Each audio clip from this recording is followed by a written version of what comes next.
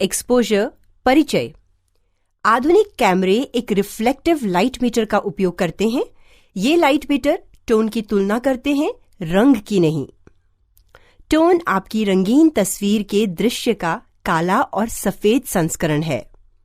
उदाहरण के लिए कैंडी एप्पल जैसा लाल रंग एक मध्य टोन ग्रे यानी काले और सफेद के बीच से थोड़ा गहरा रजिस्टर करेगा। मीटर आपको तैयार तस्वीर को मध्य टोन ग्रे या औसतन 18% ग्रे होने तक एक्सपोज करने को प्रोत्साहित करता है, भले ही दृश्य उससे कहीं अधिक चमकदार यानी सफेद बर्फ या गहरे यानी काले टक्सीडो रंग का हो। Studio lighting. स्टूडियो लाइटिंग के लिए 1, 2, 3 या 4 लाइटों व उनके साथ रिफ्लेक्टर और अन्य प्रकाश संशोधकों का उपयोग होता है और आमतौर पर ऐसा निरंतर लाइटिंग की जगह स्टूडियो स्ट्रोब्स के साथ किया जाता है। एक स्टूडियो लाइटिंग व्यवस्था की स्थापना के लिए आपको चाहिए लाइट, उचित स्टैंड्स और प्रकाश संशोधक, उन्हें ट्रिगर करने के लिए कोई उपकरण, रिफ्लेक्टर और किसी तरह की पृष्ठभूमि। आपको एक मीटर की भी आवश्यकता होगी। फिल्म के लिए यह एक अलग फ्लैश मीटर होना चाहिए, लेकिन डिजिटल कैमरों पर आप रोशनी को बिल्कुल सही सेट करने के लिए कैमरे के हिस्टोग्राम का उपयोग कर सकते हैं। अगर आप निकॉन CLS स्पीड लाइट का उपयोग नहीं कर रहे हैं तो आपको अपने कैमरे को मैनुअल एक्सपोजर के लिए सेट करना पड़ेगा, क्योंकि सभी ऑटोमेटिक एक्सपोजर मोड्स चारों तरफ के प्रकाश को मापेंगे, न कि फ्लैश को। आपको अपने कैमरे की शटर स्पीड कैमरे की अधिकतम सिंक स्पीड के हिसाब से सेट करनी चाहिए। लाइट मीटर के सेंसर को कैमरे पर साधें। सेंसर मीटर का सफेद गुंबद के आकार का क्षेत्र है। यह अधिकतर एक स्विवलिंग या घूमने वाले सिरे पर रहता है। लाइट मीटर के साइड वाला बटन नीचे की तरफ दबाकर रखें। कैमरे पर फ्लैश को फायर करें।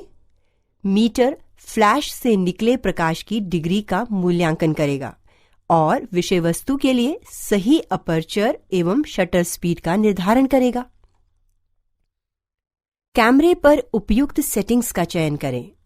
विषय या सब्जेक्ट के स्थान पर कितना प्रकाश है, उसके आधार पर मीटर आपको फोटोग्राफ के सही एक्सपोजर के लिए अपर्चर और शटर स्पीड रीडिंग बताएगा। अपने कैमरे में यह नंबर डालें। वैकल्पिक छवि परिणाम प्राप्त करने के लिए लाइट मीटर से मिली संख्याओं को एडजस्ट यानी समायोजित करें।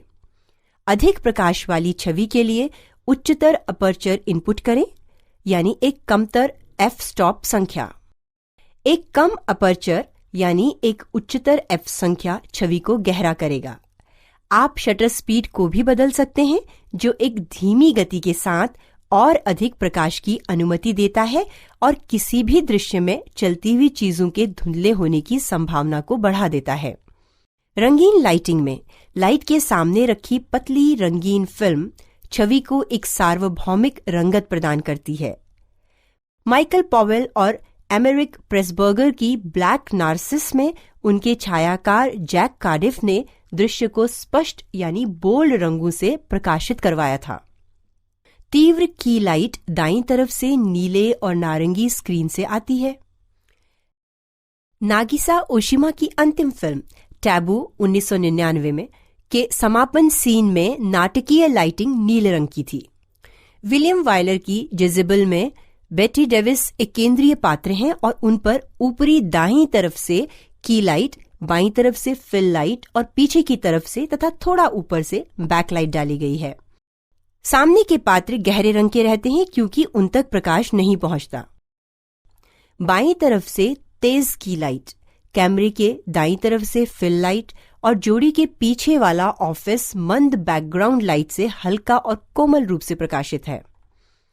जब भी कैमरे का स्थान बदलता है, लाइटों को अवश्य पुनः व्यवस्थित किया जाना चाहिए। चमकदार और अंधकारमय क्षेत्रों के बीच हल्के कॉन्ट्रास्ट के साथ फोटोग्राफी पारंपरिक हॉलीवुड सिनेमा में सबसे अधिक उपयोग किया गया। लो की लाइटिंग से गहन कंट्रास्ट पैदा होता है और स्पष्ट व गहरे रंग की छाया बनती है। लाइटिंग कठिन है और फिल लाइट या तो कम या बंद कर दी जाती है। ऊपर वाले इस शॉट में कड़ी लाइट दाईं तरफ से आती है, द माल्टीज फैल्कन। फिल और ब्लैक लाइट की वजह से दीवार पर एक गहरे रंग की छाया बनने से रुक गई। लो की लाइटिंग आमतौर पर निराशाजनक या रहस्यमय दृश्यों के लिए प्रयोग की गई है।